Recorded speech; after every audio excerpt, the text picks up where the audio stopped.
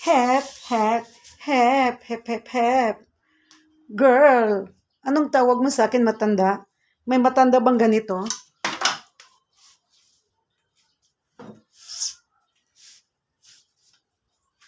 Girl, nabubuang ka na kasi hindi pa ako matanda.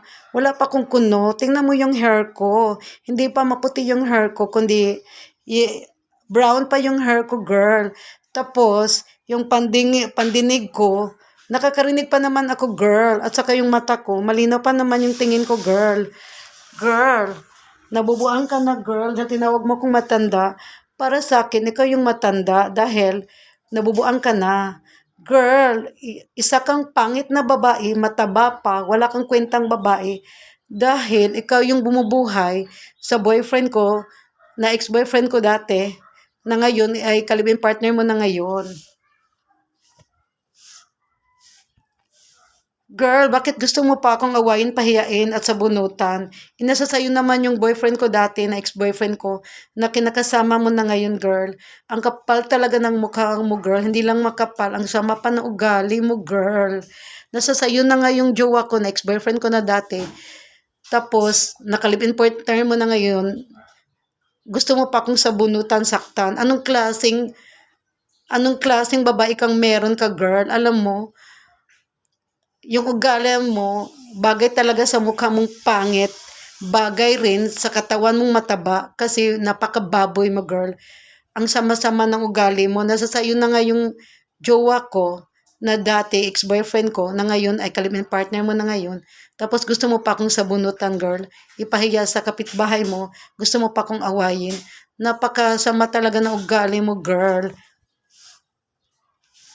Kasing sama ng pangit ng pagmumukha mo, girl. At saka, salamat din na napakataba mo. Hindi mo ba alam na susuka na yung ex-boyfriend ko sa mataba mong katawan, girl? Ha, nasusuka na siya. Dahil yung katawan mo, puno ng taba, girl. Kaya para sa akin, nainggit ka lang sa gandang kong ito, sa katawan kong ito. Dahil wala ka nito, girl. Ang meron ka lang, yung pangit mong mukha, pangit pang katawan mo, girl. At saka, pangit pang ugali mo, kaya magsama kayo ng jowa ko dati, na ex-boyfriend ko, na kalibing partner mo na ngayon, girl, na isang drug addict, isang tamad, at saka isa pang magnanakaw. Bagay talaga kayo, girl.